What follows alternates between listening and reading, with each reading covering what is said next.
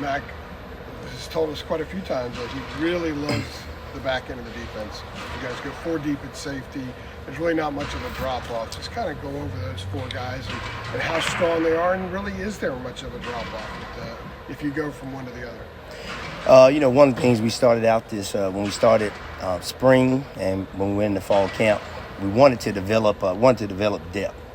And so the plan was to try to have a solid 2 deep, guys that you can roll in, put into the games, and so it's not a drop-off. And the guys have been working hard. They've been working hard, doing everything that we've asked them to do, studying. And, Elijah, he's back at corner.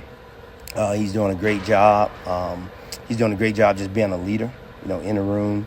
And he every day he comes to practice, works hard. He's doing a great job getting his hands, just trying to get his hands on balls. Great job just communicating in the back end. And also, Marcus, Marcus Allen, he's really, he played a lot last year and sort of got thrown into it early as a young player. That really helped him. You can tell he's more mature. The way he approaches practice and the meetings and just the way he's just changed his body in the offseason. Coach Hess has done a great job with him. He had a great fall camp, so he's doing a great job. And we have Tyran Stewart, we call him Dooley. He came in this spring, and he's been a great addition to the room. Quiet, doesn't say a whole lot, just shows up, compete. He's gritty, he's tough, does a great job of just challenging the wide receivers outside. And then the other guy that's in the mix, Ty Adams. Ty redshirted for us last year, and had a good spring, good fall camp, and so he's been doing a good job. So we just got to continue to work and bring those guys along, and I think we'll have the depth that we need. And Zion Ferguson and Jalen Thompson and Khalil Conley, those are the younger guys that are also doing a good job. Young, still learning, still working their tails off, but doing a good job. We talked to Marcus a couple weeks ago. He said he put on 11 pounds, and it's all strength. The added strength is helping him knock guys off their landmark. With the press coverage, a little bit more physicality at the snap. What have you seen from him throughout fall camp as far as progressing in that area? It's been good. Last year he played. He played at like 170, 175, something like that. And with the wide receivers being outside, wideouts now 6'3", 200 pounds, and at times at the top of the route, wideouts would push off to create the separation, and it would end up being a completion. And so the challenge this the offseason was to gain weight, but to put on lean muscle mass, right? So that now he's adding an extra 10 pounds, but he's faster and he's stronger. So that was a challenge, and I tell you, he did a great job of getting with Amber, our nutritionist, getting with Coach Hess and really changing his body. And now you'll see when he's playing like press man, the wide receivers, that when they push off and try to create that separation, he's staying attached to that wide out. They're not pushing him like 2 and 3 yards on top of the route, and now that's putting him in position to contest throws and things like that. So that's been really good for him. Jason, with Marcus, and I'm sure that the added weight and strength are going to be key for him the way you guys want to play, but I think it was 915 snaps he played last year. Yeah. I mean, that's probably just too much to your liking, I would think. Like, what, in terms of the depth that you were talking about earlier, I mean, do you need the Dooleys and the Ty Adams and those guys to play more, the backup guys to play more than they did last year at your position? Oh, yes. Marcus played more snaps than I think any other DB in the country, and that was way too many snaps. And part of it, we had some injuries at this position, and then we had to move Elijah. We had to move some guys around, so he played way too many snaps. So that was the main focus when the season ended, is to go find some guys that can add depth and get the younger guys ready so that they could play. And we want to be able to play more guys. That's one of the things Coach Collins and Coach Brown we talked about ever since the season ended, is developing a solid 2 deep, so that we can put guys in the game to give guys a rest when it's time, and there's not a drop off. So we definitely want to play as many guys as possible, because now the injuries go down, guys are fresher, and usually when the guys are fresh, they make more plays. So we definitely want to play more guys. Coach made the joke as you were walking up, telling tell your guys to stop holding. In all seriousness, though, how important is it for you guys to dominate these guys in practice and give them a hard test, knowing what they're going to have to do in the regular season and complement the running game with Amarian? Yeah. Wide receiver coaches all over the country, they say the same thing, right? I've been in a lot of places, and they always accuse the DBs of holding. So I think that's a requirement to be a wide receivers coach, It means you got the better of them that day, I guess, probably. Yeah, it goes back and forth, you know. But I tell you, Coach Galloway does a great job. His that wide receiving core that he has every day, we have to show up and be ready to work. Because if you don't show up, or if you come out here and you try to go through the motions, then you're going to be exposed. There's going to be deep balls, and it's going to be touchdowns. And so, it's like we always talk about iron sharpens iron, right? And so we have to show up every day ready to work. And but those wide receivers, he has a good group. They work hard every day, and they're just making us better, and we're making them better. Jason, you talked about obviously having Elijah Huzzie back at his natural position at corner. Obviously, he was at star, a lot last year. What are some of your expectations, I guess, out of him now that he does get to play, more so on that outside with, Allen, on the other side of him? I tell you, one of the things that he brings is that he's really smart, and he's savvy. We when we recruit guys, you look for a certain skill set, right? The hips, the feet, the twitch. He's football smart. He understands football. He understands backfield sets. He understands formations. He understands wide receivers alignments. Like if a wide receiver's 2 yards on the bottom of the numbers, 2 yards on top of the numbers, what kind of routes I'm going to get. So that allows him to play ahead of the play.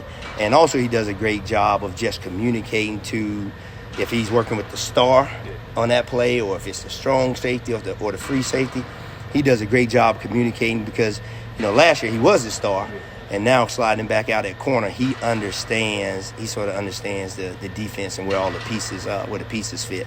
But he does a great job. If I tell you, one of the unique things that he has, if the quarterback throws the ball, and if he has a chance, or if he gets out of his break and he has a chance to get his hands on it, he'll catch it. Like in practice, if he drops one, the whole team is like shocked. He has amazing ball skills, so it's always good to have a guy outside like that with great ball skills. How have you kind of seen him helping Caleb Cost, at that position as well?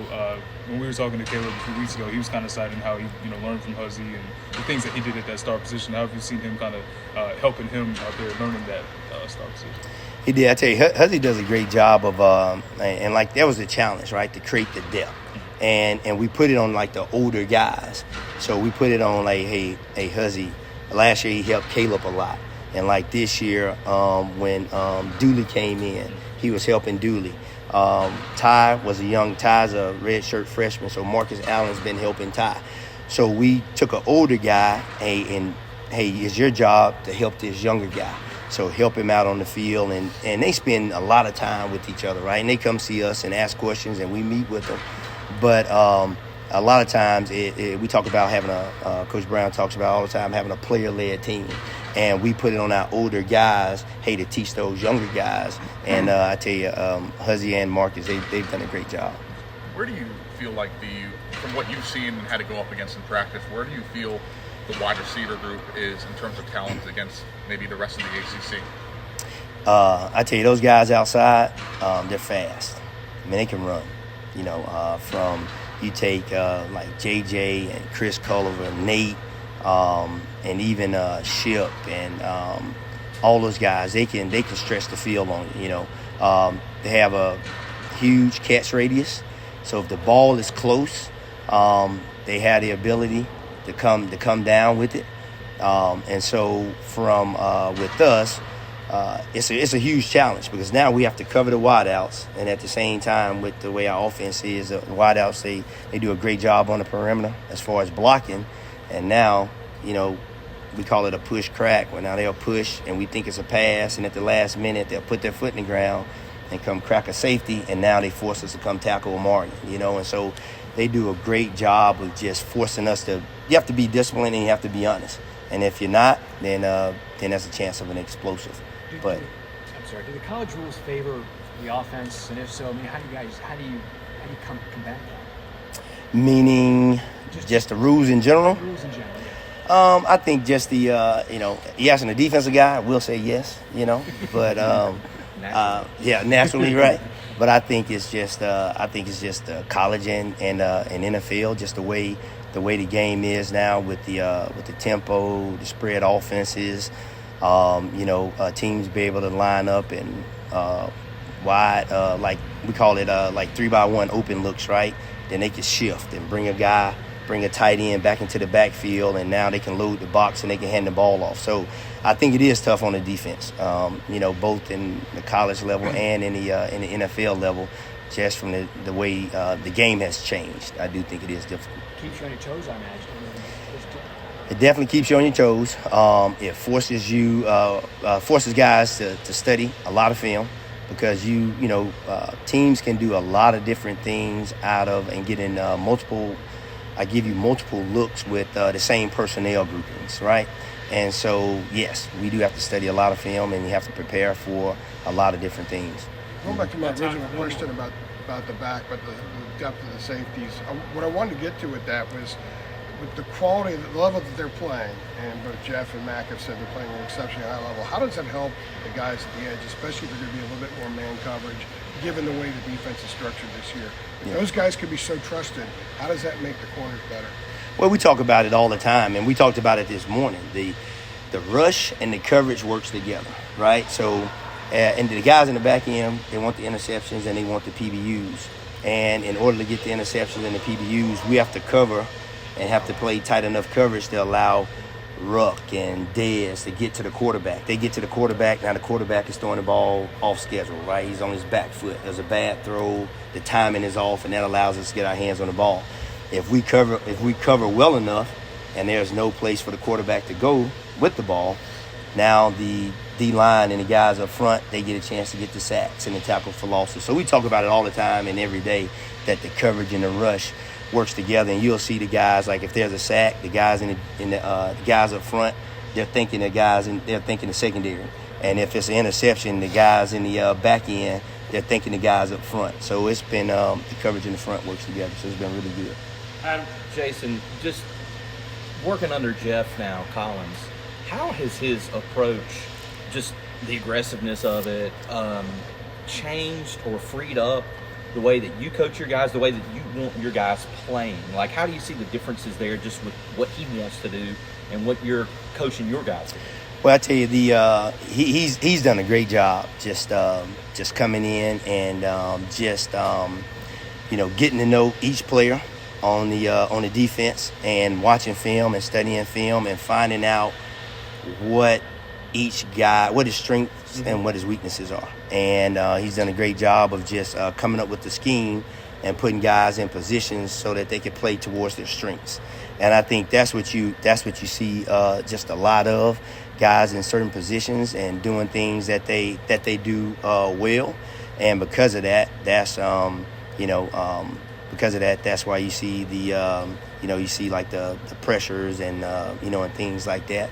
But it's he's done a good job. He's done a good job. The guys they love the system. They bought into it, and they love it. Last one for us. Have you felt a sense of urgency, a pressure from maybe not, even if it is Mac, but maybe the community as a whole, to kind of get this defense heading in a better direction in years past, to make them maybe the strong point of the team? Is that something you felt? Well, I think it's not. I mean, of course, Coach Brown puts pressure on both sides of the ball, right? Because you want the offense and the defense to be the best in the country. But I think coaches and players, we put the stress on ourselves, and where we want to get it changed. And the leaders on the defensive side of the ball, like your Power Eccles and your Dez Bryans and your Ruckers and your Huzzies and those guys, just all spring, all summer, just meeting and working. And we talk about a player-led team. They wanted to change. and you see them in practice helping each other out. If a guy makes a mistake, they'll get onto him, but at the same time, they'll pick him up. And so when the players want it, and that means more than the coaches, right? And but it's the pressure I think that we're putting on ourselves to get it changed. Is it too much pressure? No, it's not too much pressure.